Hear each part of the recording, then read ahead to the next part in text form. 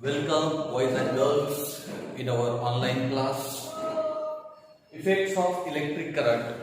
यामध्ये आपण heating effect त्यानंतर मॅग्नेटिक इफेक्ट पाहिलेला आहे.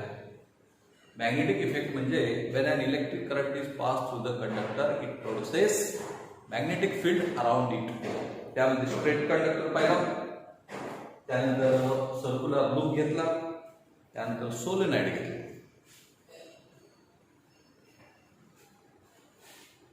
हे लक्षात आल्यानंतर त्याचा यूज आपण इलेक्ट्रिक मोटरमध्ये केलाय. नंतर पुढे आता आपल्याला जनरेटरची माहिती बघायची. इलेक्ट्रिक जनरेटरची माहिती पाहण्या अगोदर इलेक्ट्रोमॅग्नेटिक इंडक्शन हा कन्सेप्ट काय आहे हा लक्षात आला. इलेक्ट्रोमॅग्नेटिक इंडक्शन हा कन्सेप्ट फॅराडेनं सांगितलेला आहे. फॅराडे काय म्हणतो की change in magnetic field produces or induces an electric current in the coil. This current is called induced current and this concept is called electromagnetic induction. त्याची आपण अनेक ऍक्टिव्हिटी पाहिल्या आपण की त्यामध्ये मॅग्नेटच्या वरी एक कॉपर वायर घेतली होती, ती डिस्प्लेस केली पुढे बागे, त्यामध्ये करंट निर्माण झाला. आणि करंट निर्माण झाले कसं ओळखलं आपण? By using galvanometer. Next experiment पाहिला आपण, एक सोलेनॉइड कॉइल घेतली आणि बाजूला एक साधारण कॉइल घेतली, गॅल्व्हनोमीटर जोडलेली. सोलेनॉइड मध्ये आपण करंट पास केलं आणि त्या सोलेनॉइडचा वापर करून बाजूच्या कॉइल मध्ये आपण करंट निर्माण केलं. तर त्यासाठी काय करावं लागलं?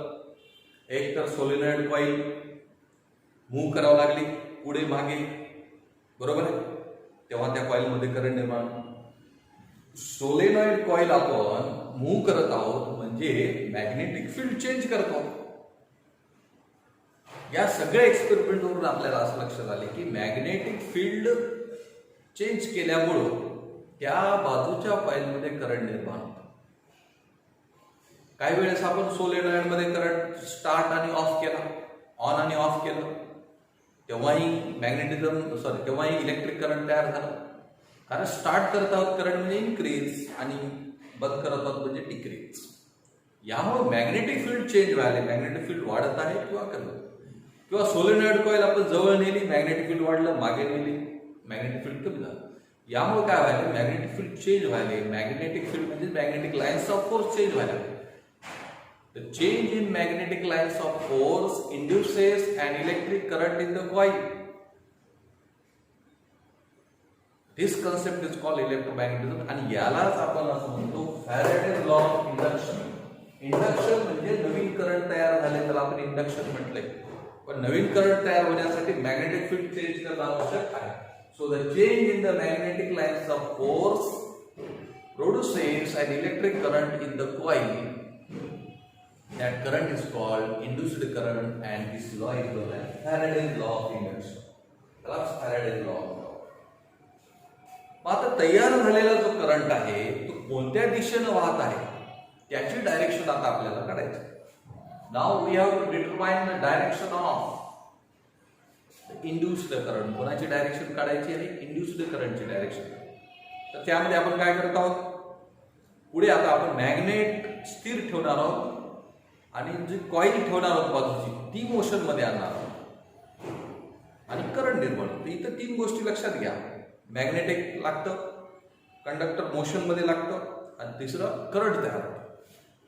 या तीन गोष्टी आपल्याला माहिती आहे. आणि यामध्ये इलेक्ट्रिक करंट मॅक्सिमम कधी रूपांतर जास्त तयार होत आहे की जेव्हा मॅग्नेटिक फील्ड आणि मोशन ऑफ कंडक्टर हे दोन्ही परपेंडिक्युलर असतील तेव्हा इलेक्ट्रिक करंट मॅक्सिमम तयार होत आहे.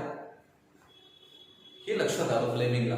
जसं इलेक्ट्रिक मोटरमध्ये पाहिलं आपण त्याच पद्धतीने सेम की तिन्ही एकमेकाशी परपेंडिक्युलर असल्यावर इलेक्ट्रिक करंट मॅक्सिमम तयार होत आहे. मॅग्नेटिक फील्ड आणि मोशन ऑफ कंडक्टर एकमेकाशी परपेंडिक्युलर असेल तर करंट मॅक्सिमम तयार होते आणि ती त्यांच्याशी परपेंडिक्युलर तयार.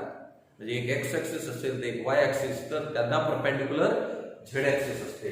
म्हणून आता करंटची डायरेक्शन इंड्युस्ड करंट, कोणता करंट? जो इंड्युस्ड करंट आहे त्याची डायरेक्शन काढण्यासाठी आता आपल्याला फ्लेमिंग्स राईट हँड रूल बघायचा. Fleming's right hand rule.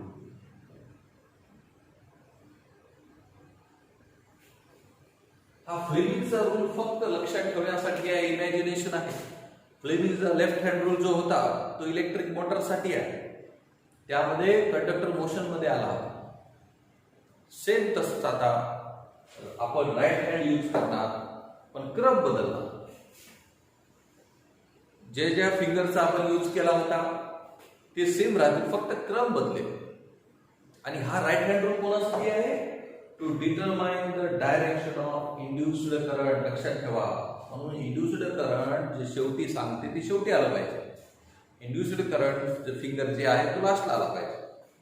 आणि फ्लेमिंग लेफ्ट हँड रूल कशासाठी होता? Left hand rule to determine the direction of force on the conductor, त्याच्याबद्दल होतं. तर आता आपण राईट हँड रूल बघू. फ्लेमिंगचा राईट हँड रूल हा आपल्याला जनरेटर मध्ये उपयोगी पडणार आहे. आणि हा कशासाठी आहे? It is use to determine the direction of induced current. नवीन जे करंट तयार झाले त्याच्याशी. पहा फ्लेमिंग काय म्हणतो लक्षात घ्या. राईट हँडचे 3 बोट महत्वाचे आहेत. हा थंब, फोर फिंगर आणि मिडल फिंगर, हे 3 बोट महत्वाचे. हे तिन्ही एकमेकाला परपेंडिक्युलर आहेत. लक्षात घ्या, हा अंगठा वरच्या दिशेने, हा इकडल्या दिशेने, हा इकडं. एक एक्स एक्सिस आहे, वाय एक्सिस आणि एक झेड एक्सिस. तर तिन्ही बोट एकमेकाला परपेंडिक्युलर धरायची. तर यामध्ये आता क्रम पहिला अंगठ्याचा घ्यायचा. अंगठा काय सांगतो?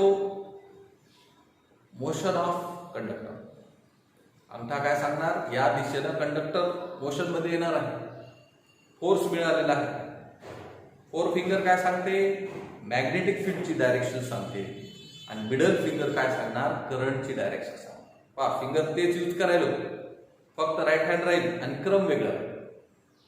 तर अजून एकदा लक्षात घ्या. Stretch the thumb, forefinger and middle finger of right hand mutually perpendicular to each other. तिन्ही एकमेकाला परपेंडिक्युलर आहे. नीट लक्षात घ्या. सुरुवातीला thumb in this position, thumb indicates the direction of motion of conductor. Thumb काय सांगतो? Motion of conductor. Forefinger indicates the direction of magnetic field, and then the middle finger shows the direction of induced current. कोणाची direction सांगणार? Induced करंटची सांगणार. लक्षात घ्या. So this is the imagination. हे लक्षात ठेवण्यासाठी आहे. Stretch the thumb, forefinger and middle finger of right hand mutually perpendicular to each other. In this position, thumb shows the direction of motion of conductor. Forefinger shows the direction of magnetic field. Then the middle finger shows the direction of electric current, induced current. असं आपल्याला Fleming's right hand rule द्वारे लक्षात ठेवता येतं. Okay. आता current बद्दल माहिती. या सगळ्या कन्सेप्ट वरून आपल्या लक्षात आले की करंट निर्माण होते, इंड्युस्ड करंट. करंट हा कसा फ्लो होत आहे, काय मॅग्निट्यूड आहे, त्याच्यावर त्याचे 2 types, direct current and alternative current. Direct current कसा ओळखायचा? की तो करंट त्याचं मॅग्निट्यूड ठरलेलं असतं आणि डायरेक्शन पण ठरलेली असते, सेम असते. The current which flows in one direction, that is called direct current. Alternative current कोणाला म्हणतो? त्या करंटचं मॅग्निट्यूड चेंज होऊ शकतो, वाढू शकतो, कमी होऊ शकतो, अल्टरनेट होतो आणि डायरेक्शन चेंज होते, एकदा फॉरवर्ड एकदा रिव्हर्स. म्हणून त्या करंटला आपण alternative current. 2 types, there are 2 types of current. Direct current, दुसरा आहे अल्टरनेटिव्ह करंट.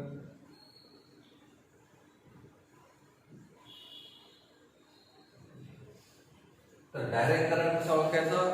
याची दिशा सेम असते, which flows in one direction. Magnitude fixed राहतो. त्याचं वाढवता येईल, कमी करता येईल, पण फ्लो होताना एकच ठेवावं लागेल. एक तर लो व्हॅल्यू, नाहीतर एक तर हाय व्हॅल्यू, नाहीतर 0 व्हॅल्यू. कमी जास्त एकदाच करता येत नाही. अल्टरनेटिव्ह करंटचं काय आहे? डायरेक्शन चेंज होते, एकदा फॉरवर्ड एकदा रिव्हर्स. आणि याच्यामध्ये मॅग्निट्यूड कमी जास्त करता येते, डिक्रीज करता येते, इन्क्रीज करता येते. 0 वरून 1 आणता येते, 1 वरून 0 आणता येते. काय फरक आहे आपण आता ग्राफिकली बघू. या ठिकाणी या ग्राफमध्ये एक्स ऍक्सिसला आपण टाइम घेतलाय, वाय ऍक्सिस वर घेतलाय करंट इन एम्पियर. ओके, तर यामध्ये करंट या ठिकाणी 0 एम्पियर आहे, 0.5 एम्पियर, 1 एम्पियर, 1.5, खाली 0.5, 1 मायनस म्हणजे करंट मायनस नसतं, फक्त डायरेक्शन वेगळी आहे खाली असं आपल्याला सांगतात. तर यामध्ये जी ब्ल्यू लाईन दिसत आहे, ब्ल्यू लाईन स्ट्रेट गेलेली आहे. ब्ल्यू लाईन कुठून आहे? 1 एम्पियर. ही ब्ल्यू लाईन म्हणजे डायरेक्ट करंट. ब्ल्यू लाईन काय सांगते? डायरेक्ट करंटची व्हॅल्यू किती आहे? 1 एम्पियर, आणि तो सेम डायरेक्शन फ्लो होत आहे पहा, याच डायरेक्शन जात आहे. 0.5 सेकंदात, 1 सेकंदात, 1.5 सेकंदात त्याची व्हॅल्यू तीच आहे 1 एम्पियर. व्हॅल्यू वाढली नाही, कमी झालं नाही, फिक्स होते, आणि डायरेक्शन सेम आहे. अल्टरनेटिंग करंटचा ग्राफ हा आहे, ही जी ब्लॅक लाईन आहे, एकदा वरी गेलं, एकदा खाली गेलं, एकदा वरी गेलं. अल्टरनेटिंग करंट सुरुवातीला काय होता? 0 एम्पियर होता, 0 वरून गेला 1 एम्पियर, 0 वरून 0.5, 1 एम्पियर, पुन्हा खाली आला, पुन्हा 0 झाला एम्पियर, पुन्हा आणखी खाली गेला म्हणजे डायरेक्शन बदलला. एकदा ह्या मिडल स्टेजच्या वरी जात आहे, एकदा खाली येत आहे, आणि पुढच्या एका सेकंदाला परत 0 वर आला. म्हणजे अशा पद्धतीनं याला म्हणतात अल्टरनेटिंग करंट. अल्टरनेटिंग करंट 0 वरून 1 एम्पियर वर चालले, परत 0, परत 1 एम्पियर, मायनस नाही, जरी मायनस आहे म्हणजे डायरेक्शन चेंज आहे. वरच्या डायरेक्शनला फॉरवर्ड डायरेक्शन म्हणून, खालच्याला रिव्हर्स डायरेक्शन, एकदा फॉरवर्ड, एकदा रिव्हर्स, फॉरवर्ड, रिव्हर्स, असं वायर मध्ये फ्लो होत असतं. याला अल्टरनेटिंग करंट म्हणतात. अल्टरनेटिंग करंटची व्हॅल्यू 0 ते 1 पर्यंत, 1 ते 0 असं आपल्याला इन्क्रीज डिक्रीज करता येते, अल्टरनेट करता येते, आणि डायरेक्शन याची फॉरवर्ड रिव्हर्स होत असते, म्हणून त्याला अल्टरनेटिंग करंट आलं. त्यानंतर दोघांमध्ये फरक कळाला. एक म्हणजे डायरेक्शनची सेम डायरेक्शन, आणि व्हॅल्यू त्याच्यात फिक्स ठेवतो. मॅग्निट्यूड जरी चेंज करता येत पण फ्लो होताना फिक्स ठेवतो. अल्टरनेटिंग मध्ये मॅग्निट्यूड अल्टरनेट असतं, 0 to 1, 1 to 0, आणि डायरेक्शनही फॉरवर्ड रिव्हर्स चेंज होत नाही, अल्टरनेट होतात. त्यानंतर दुसरा फरक म्हणजे डायरेक्ट करंट हे आपण सेल, बॅटरी यांच्यापासून तयार करू शकतो. सेलद्वारे तयार झालेलं करंट, बॅटरीद्वारे तयार झालेलं करंट हे डायरेक्ट करंट. अल्टरनेटिंग करंट हे पॉवर स्टेशन पासून मिळवतो, जनरेटर पासून जे करंट मिळते ते अल्टरनेटिंग करंट. आता पुढे आपल्याला बघायचं आहे की जनरेटर मध्ये कसं करंट तयार होतं, पॉवर स्टेशन मध्ये कसं तयार होतं. That is the alternating current. हा दोघांमध्ये फरक आहे. तर आपण घरी कोणता यूज करतो करंट? अल्टरनेटिंग करंटच आपण यूज करत असतो. डायरेक्ट करंट जेव्हा लोड शेडिंग असेल, लाईट गेल्यानंतर बॅटरीचा वापर करतो आपण, बॅटरीमध्ये चार्ज करून करंट स्टोअर असतो, ते डायरेक्ट करंटच्या रूपात, आणि नंतर यूज होतो. असा फरक आहे. पुढे बघा, पेज नंबर 59 वर या. तर यामध्ये आपल्याला सांगता येते अल्टरनेटिंग, यामध्ये डायरेक्ट करंटची डायरेक्शन आपण पॉझिटिव्ह टू निगेटिव्ह घेतो. अल्टरनेटिंग मध्ये आपण सायनसॉइडल घेतो. या पद्धतीचा सिम्बॉल येतो अल्टरनेटिंग करंटला. डायरेक्टला आपण ॲरो दाखवतो, पॉझिटिव्ह टू निगेटिव्ह. त्यानंतर पुढे बघा, in India in the power station generating electricity one cycle changes in 1/50 second. पहा, इंडियामध्ये जे काही पॉवर स्टेशन आहे त्या अल्टरनेटिंग करंटचं जे 1 सायकल आहे ते किती सेकंदात होत आहे? 1/50 सेकंद. याला 1 सायकल म्हणतात. इथून निघाला यापासून इथपर्यंत, याला इथपर्यंत, दिस इज द 1 सायकल. इथून ते इथपर्यंत जायला जे वेळ लागत आहे त्याला आपण 1 सायकल. तर 1/50 सेकंदात म्हणजे एका सेकंदाचा 50वा भाग असा आपला. म्हणजे एका सेकंदात असे 50 सायकल कंप्लीट होतात. पहा किती फास्ट करंट फ्लो होतो. एका सेकंदामध्ये असा तो 50 वेळा वाहतो, 50 वेळा. म्हणून त्याची फ्रिक्वेन्सी 50 हर्ट्झ. किती गृहीत धरतो आपण? 50 हर्ट्झ फ्रिक्वेन्सी आहे. आणि एक सायकलला टाइम किती लागत आहे? 1/50 सेकंद. टाइम किती लागत आहे? 1/50 सेकंद. ही फ्रिक्वेन्सी आहे, आणि हा एका सायकलचा टाइम आहे. एका सेकंदाचा 50वा भाग म्हणजे एका सेकंदात 50 सायकल कंप्लीट होतात, असा त्याचा अर्थ. आणखी काय फायदा आहे? अल्टरनेटिंग करंटमुळे आपल्याला खूप दूरपर्यंत करंट फ्लो करता येते. पहा आपल्याकडे आलेलं करंट कुठे आलेलं आहे, पॉवर स्टेशन खूप दूर असते आणि तिथून इथपर्यंत आलेलं आहे विदाउट लॉस ऑफ एनर्जी, कुठली एनर्जी लॉस न डायरेक्ट करंट एवढा फ्लो होत नाही. त्यानंतर होम सप्लाय मध्ये अल्टरनेटिंग करंट असतंच आणि अल्टरनेटिंग करंट यूज करताना अनेक प्रिकॉशन्स आपल्याला घ्यावे लागतात. ठीक आहे, तर अशा पद्धतीनं करंटचे आपल्याला दोन प्रकार पाहिले. करंट कसा निर्माण होतो हे पाहिलं. इंडक्शन, इलेक्ट्रोमॅग्नेटिक इंडक्शन या प्रिन्सिपल द्वारे तयार होतो. आता ह्या पॉवर स्टेशन मध्ये जनरेटर मध्ये इलेक्ट्रिक करंट कसे निर्माण करता येतं हे पुढे आपल्याला बघायचं आहे. ओके.